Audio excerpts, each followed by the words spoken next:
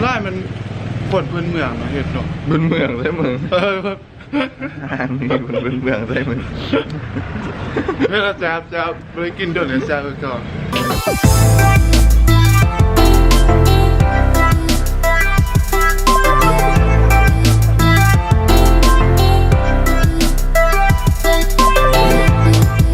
ไปใส่มือนี้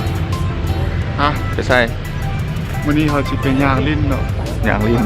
ไปเบิ่งเมืองลูกเขาบาง พ่อบางตอนเช้า แบบเซาแบบสโลว์ไลฟ์ แขกไล่บ่มนี่คนบอกไล่เนาะ คนไล่มาดีนะแค่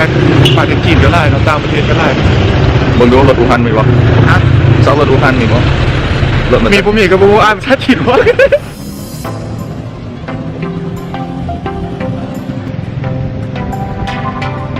คอสเพย์เดี๋ยวข้าจอถ่ายก่อนแต่ตลาดเซาบ่หิน ไป มัน ตอนนี้เขากำลังย่างไปตลาดเซาเนาะ อัน ไปซอกแนวกิน ก็อย่างที่เฮาฮู้นะตลาดบ้านเฮาว่าถ้าเว้าไล่คนลาวนำกันเบิ่ง ปลา ปลาได้ไงปลาเค็ม อันนี้ แต่เชื่อเลยว่าใหญ่มาไล่คนก็บ่ค่อยจะมาละแต่ลองเปลี่ยนบรรยากาศตื่นเช้ามารับก็ดีได้ ชื่อสวยน้องตั้งใจผักกาดหวานว่าซั่นขนมจอกกินแต่น้อยพุ่นเอาให้เด้ห้ามันคิดบ่ ขนมเนี่ย ขนมจอก แต่ว่าเขาไม่ได้กินดนแล้ว มึงดู ต้องชิมไป เกาะไปเลย ขนมจอกต้องชิมด้วย รสชาติที่คุณเคย ยุคนี้นี่ยักซ้อมงานเราขนมต้นมี ถ้าจะทานเดี๋ยวแล้วหอมแบบผมว่า ต้องน่าจะเหมือนเพราะว่าบุคคลเห็นหรอกเป็นขนมที่ก็ได้มันคนพื้นเมืองเห็นหรอก เป็นเมืองใช่มึงเป็นเมืองใช่มึง เวลาจะไปกินโดนเนี่ยแซ่บก่อนทานเดียวในตลาดทานเงินเนี่ยให้หมาของร่วงจอ5อะไรด้วย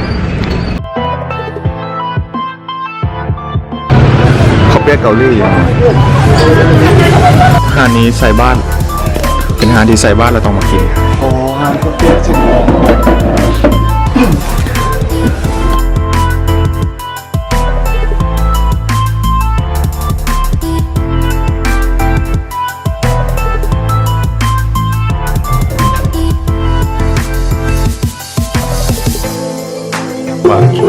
สดไหม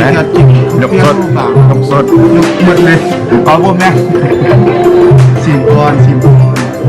อ๋อในห้องเกี่ยวนะ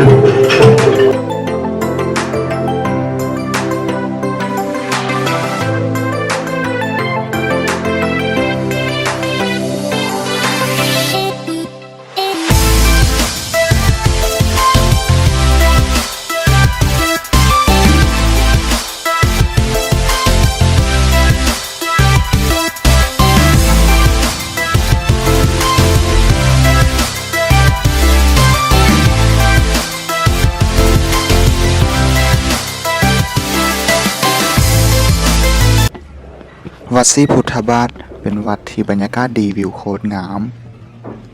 และเป็นบอนที่มักจะมานั่งลิ้นประจำในตอนเช้า ตัวนี้ก็เจอกันทุกเช้า